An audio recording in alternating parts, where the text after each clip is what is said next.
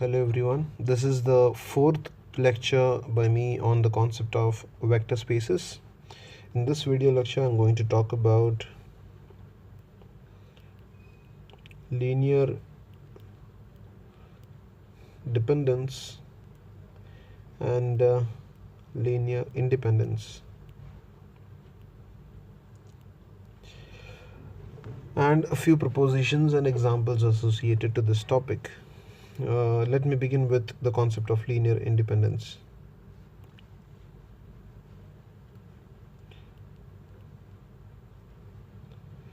Okay, so to begin with, we should have a vector space. Let's say we have a finite set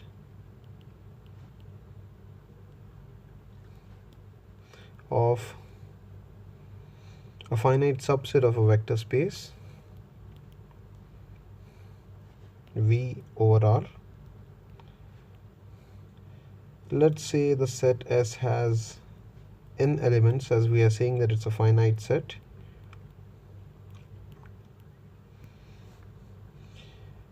So we say that S is linearly independent if the following thing happens.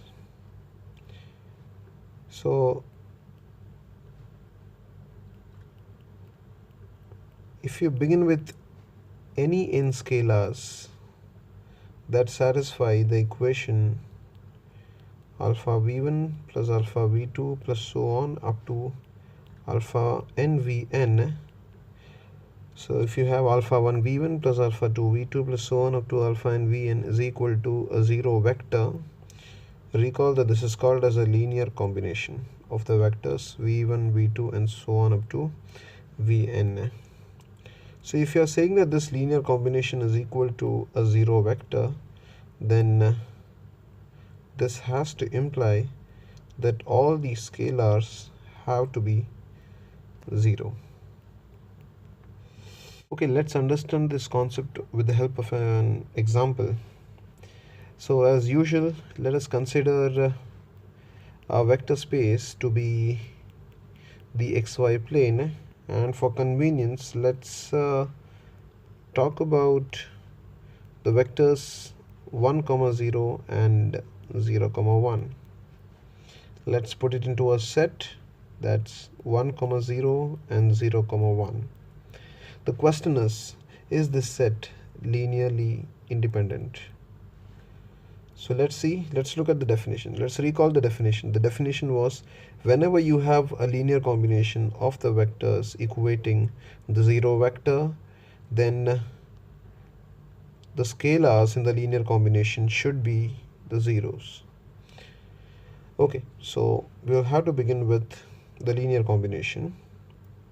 Let's say you have alpha 1 times the first vector plus alpha 2 times the second vector is equal to the zero vector. Now what's the zero vector of this space? It is the origin, and the origin looks like this in the space. You can absorb the alpha 1 and the alpha 2 inside these coordinates with the help of scalar multiplication defined in this vector space, and this will give you alpha 1 comma 0, and this will give you 0 times alpha 0 comma alpha 2, and the addition sign comes as it is. You have 0 comma 0. When you add both these vectors, you have something like this: alpha 1 comma alpha 2 is equal to 0 comma 0. You say that these two vectors are equal to each other, and this would simply mean that their x coordinates, the corresponding x coordinates and the y coordinates are equal to each other, and this would mean that alpha is equal to 0 and alpha 2 is equal to 0. So we had started with the linear combination equal to 0, and we have ended up having the scalars that were associated with this linear combination also equating to 0, and hence the set that we were talking about is a linearly independent set. Okay, what if we had considered some other vectors? Let's take for example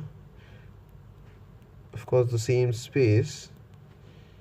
Let's take the vector say 1 comma 1, or probably I'll go with the same vector that I had started with, that is 1 comma 0, but I will take say one more vector, say minus 2 comma 0 this time. So I have a set S that contains 1 comma 0 and minus 2 comma 0. The question is this set linearly independent? So let's check. Let's begin with the scalars. Alpha 1 times the first vector plus alpha 2 times the second vector, equating to the 0 vector of the space. This will give me alpha 1 comma 0 plus alpha 2 absorbed inside will give me minus 2 times alpha 2 comma 0 is equal to 0 comma 0. Applying vector addition will give me alpha 1 minus 2 times alpha 2 comma 0 plus 0, which is 0 is equal to 0 comma 0.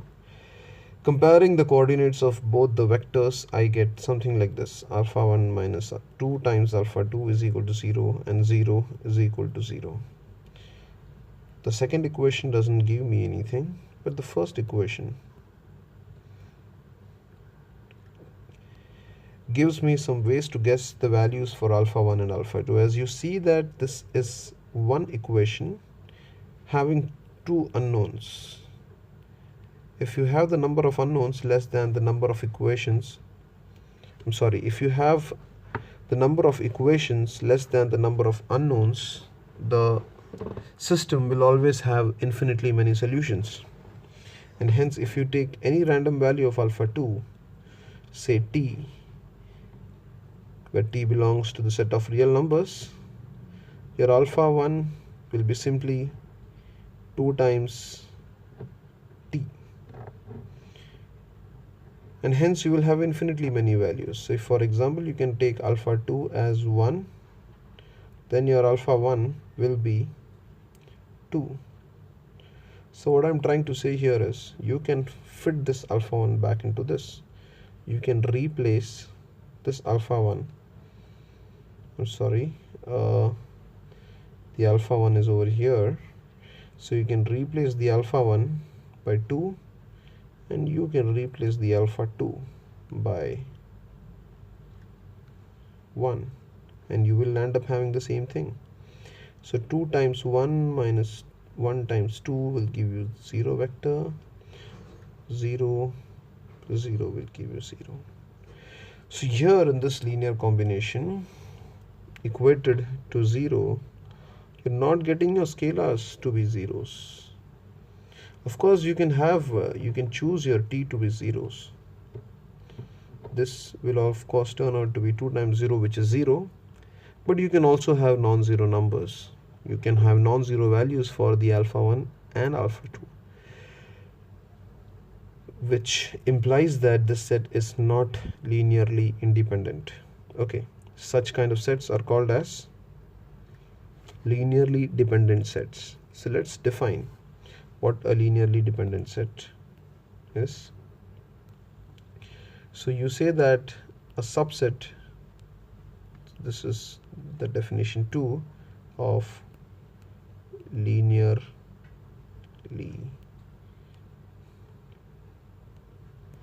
dependent subset of a vector space. So a finite set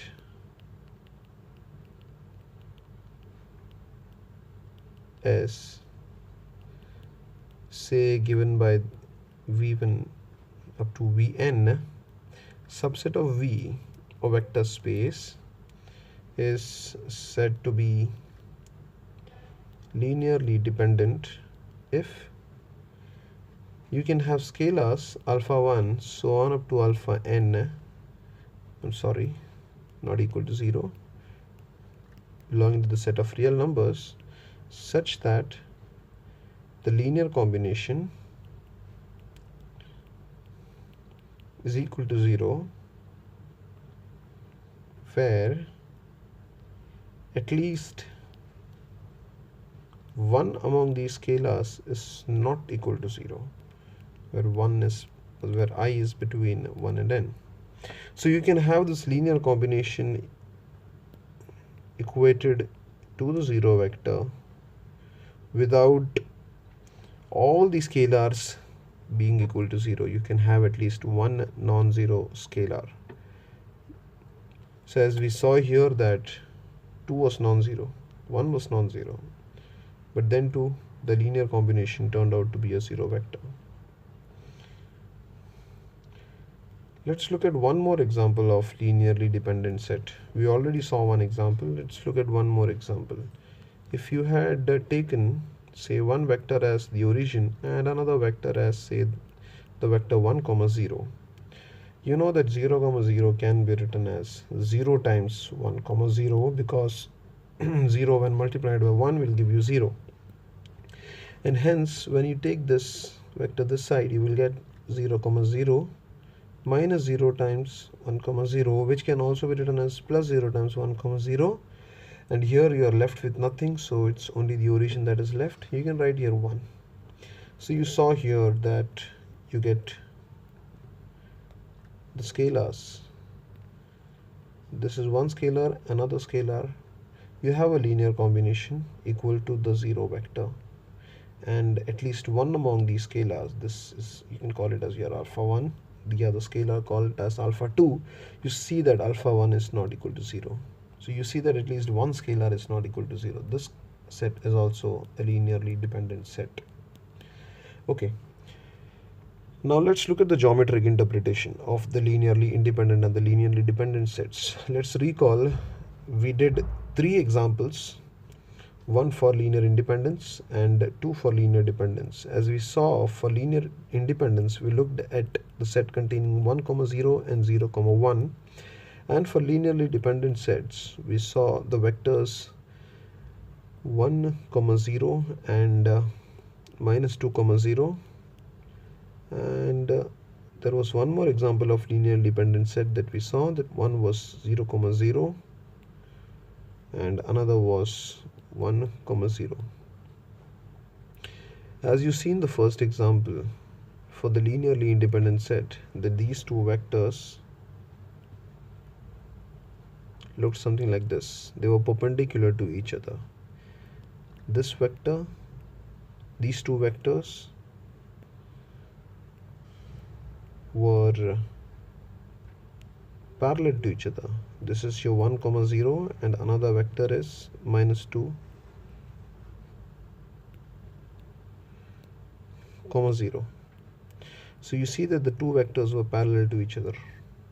And the third example contained the 0 vector and 1 comma 0. So how do you make out whether the set is a linearly dependent set or a linearly independent set? So let me tell you.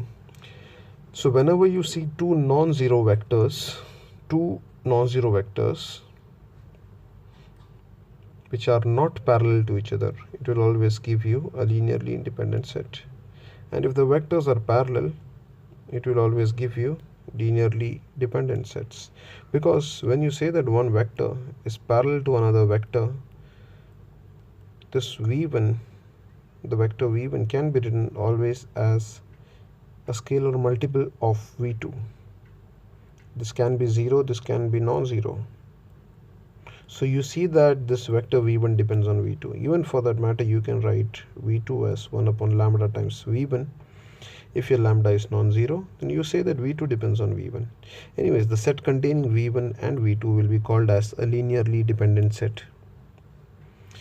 So remember, when the vectors are parallel to each other, you say that the set is linearly dependent. The vectors are not parallel to each other, the set is linearly independent. If there is a 0 vector in a set, it automatically turns out to be a linearly dependent set, because the 0 vector can be written as a linear combination of the other vectors, and in the linear combination, all the scalars can be taken out to be zeros. As we saw in this example, 0 is written as 0 times the other non-zero vector. Okay, That's what the geometric interpretation of linearly independent and linearly dependent set is. But this idea only works for a set containing two vectors. For set containing three vectors, four vectors, and so on, you'll have to make use of the definition. Now let us look at a few propositions associated to the concept of linear dependence and independence. The first proposition that I would like to point out is this.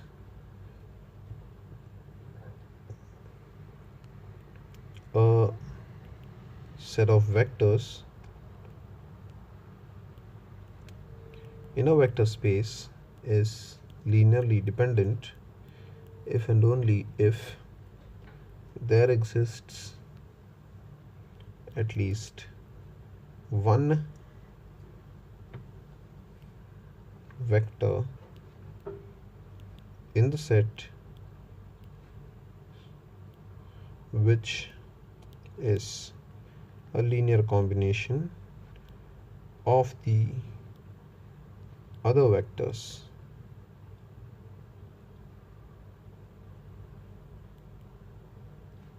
in the set. So this is one very important proposition. Maybe I can say a finite set. So in this study we are only dealing with finite sets and finite dimensional vector spaces. I'll tell you what finite dimensional vector spaces are in my next video lectures. Okay, so we can look at an intuitive proof of this. This is very easy. So as this is an if and only if condition, we can start with the first part. Let's start with a set S that contains vectors v1 up to vn. We say that it is linearly dependent. We need to show that it contains at least one vector which is a linear combination of the other vectors. Since we are saying that the set is linearly dependent, it means that you can have scalars alpha 1 and so on up to alpha n such that the linear combination is equal to a zero vector where at least one scalar alpha, say alpha I, is not equal to 0, where I is anything between 1 and n. Suppose without laws of generality we say that our alpha 1 is not equal to 0. So you can have something like alpha 1 times v1, and you take all the other scalars on the right hand side and you will have minus alpha 2 times v2 minus so on up to minus alpha n times vn. This alpha 1 can be taken to your left hand side, the denominators, and you will be having something like this. So you can send this alpha 1 over here, and everywhere else. So what we are having here is v1 written as a linear combination of other vectors in the set. This is what we wanted to prove. If you go in the reverse direction, that is, you say that there exists at least one vector in the set which can be written as a linear combination of the other vectors. You say that the set is fine, it is linearly dependent, which is also very obvious, because if you say that, say for example, if you say that, say without laws of generality, that v1 is a linear combination of the other vectors, then you have minus v1, v1 taken this side can be written as minus 1 times v1 plus alpha 2 v2 plus so on up to alpha n vn is equal to the zero vector. And you see that at least one among the scalars is non-zero. This says that the set containing v1 up to vn is linearly dependent. Hence, we have the proof. There are several other important propositions associated to the concept of linear dependence and independence. I will point out a few more propositions related to this.